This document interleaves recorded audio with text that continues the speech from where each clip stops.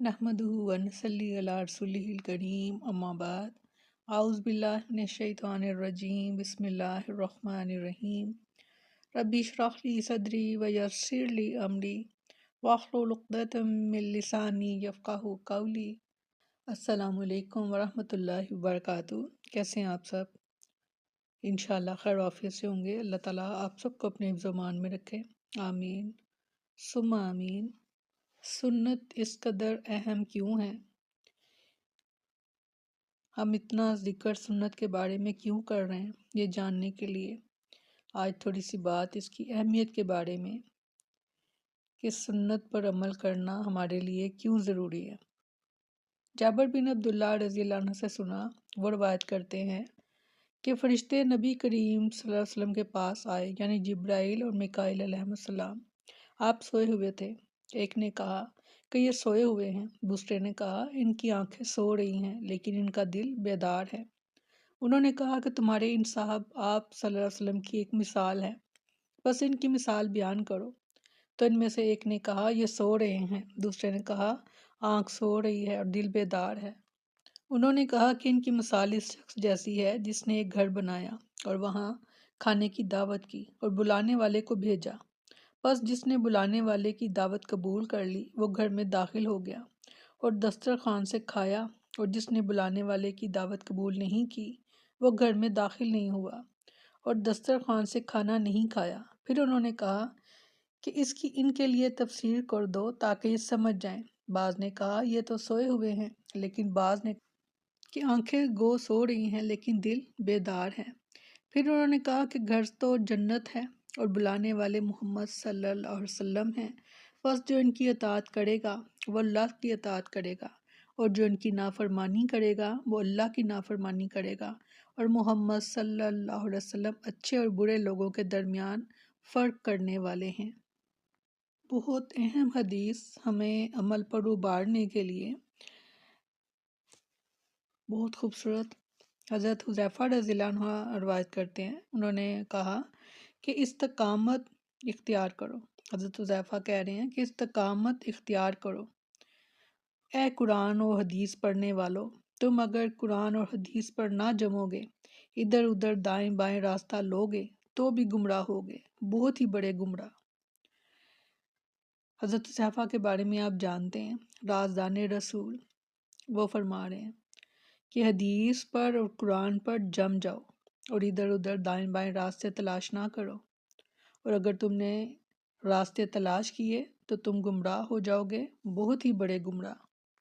बहुत अहम अहादीस जो हम पढ़ रहे हैं, क्योंकि इन पर अमल करना हमारे लिए क्यों ज़रूरी है ये जानने के लिए हमें इसकी तह तक जाना चाहिए ताकि हम दिल से इन चीज़ों को कबूल कर सकें, किसी मजबूरी और ज़बरदस्ती में नहीं।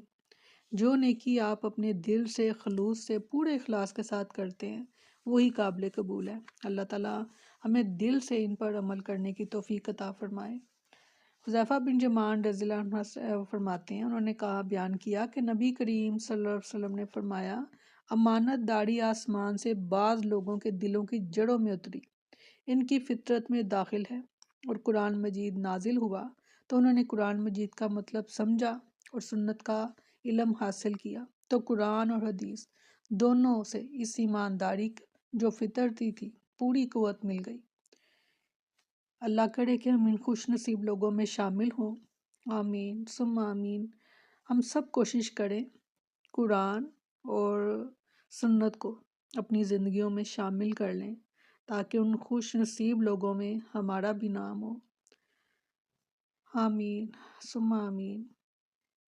क्योंकि अब्दुल्ला बिन मसूद रज़ियल्लाहु अन्हु ने कहा कि सबसे अच्छी बात किताब अल्लाह है और सबसे अच्छा तरीका मोहम्मद सल्लल्लाहु अलैहि वसल्लम का तरीका है, और सबसे बुरी नई बात बिद्दत पैदा करना है और दीन में, और बिलाशुबा जिसका तुमसे वादा किया जाता है वो आकर रहेगी और तुम परवरदिगार से बचकर कहीं नहीं जा सकते। यानी वो मौत जिसका वादा किया गया है वो आकर रहेगी, और वो क़यामत भी जिसका वादा किया गया है वो भी आकर रहेगी, और जो आमाल का बदला है उसका भी पूरा पूरा दिया जाएगा अजर।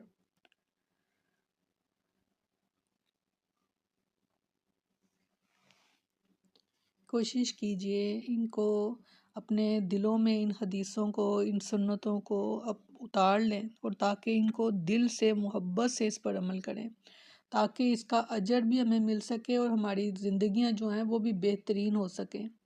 اور بعض لوگ جو دین والے ہوتے ہیں، وہ کچھ لوگ تو ایسے ہوتے ہیں کہ جن کو دیکھ کر لوگ دین کی طرف راغب ہو جاتے ہیں، اور کچھ دین والے لوگ ایسے ہوتے ہیں کہ جن کو دیکھ کر لوگ دین سے متنفر ہو جاتے ہیں۔ تو آپ ایسے دین والے بنیں، ایسے اللہ اور رسول والے بنیں کہ آپ کو دیکھ کر لوگ دین کی طرف آئیں۔ اللہ تعالیٰ ہمیں بہترین اخلاق سے نوازے، اور وہ یہی ایک طریقہ ہے ہمارے پاس اللہ اور اس کے رسول کے کئی ہوئی باتوں کا، ہم جو ہیں وہ اس پر پیروی کریں، قدم قدم، نہ ایک قدم آگے نہ ایک قدم پیچھے۔ حضرت ابو ہریرہ رضی اللہ عنہ نے روایت کرتے ہیں کہ رسول اللہ صلی اللہ علیہ وسلم نے فرمایا کہ ساری امت جنت میں جائے گی سوائے ان کے جنہوں نے انکار کیا۔ صحابہ رضی اللہ عنہم نے عرض کیا، یا رسول اللہ صلی اللہ علیہ وسلم، انکار کون کرے گا؟ فرمایا، جو میری اطاعت کرے گا وہ جنت میں داخل ہوگا، اور جو میری نافرمانی کرے گا اس نے انکار کیا۔ بہت اہم احادیث ہیں، اگر ان کو سن کر بھی ہم اگنور کر دیں گے تو پتہ نہیں ہمیں زندگی میں دوبارہ موقع مل سکے یا نہ مل سکے، ہماری کتنی زندگی باقی ہے۔ تو کوشش کریں کہ فوراً ہی عمل جو ہے وہ شروع کر دیں، کیونکہ اللہ کرے کہ جو آخری عمل ہم کریں وہ اللہ اور اس کے رسول کے حکم کے مطابق ہو، تاکہ ہمارے پاس حجت ہو جائے کہ اللہ ہم عمل کر رہے تھے۔ بے شک آپ ایک ہی سنت کو اپناتے ہیں تو مستقل طور پر اس چیز کو آزمائیں، کیونکہ آپ صلی اللہ علیہ وسلم جب کوئی بھی کام ایک مرتبہ زندگی میں کر لیتے تو اس پر ہمیشگی اختیار کرتے، اور فرمایا بھی یہی کہ اللہ تعالیٰ کو یہی عمل پسند ہے کہ جو بے شک تھوڑا ہو مگر مستقل ہو۔ جب آپ سنتوں کو اپنا لیں تو پھر اس کو ہمیشہ ہی اپنے ساتھ جوڑی رکھیں۔ آپ اپنی ہمت کے مطابق جو جو چیز لیتے جاتے ہیں تو اس کو پھر کبھی بھی نہ چھوڑیں۔ اللہ تعالیٰ ہمارے اعمال کو قبول اور منظور فرمائیں، اور ہمیں اس میں ہماری خاص مدد کریں کہ ہمیں سیدھا راستہ اللہ تعالیٰ جو ہے وہ دکھائیں اور اس پر چلائیں، اور اس پر ثابت قدم بھی رکھیں۔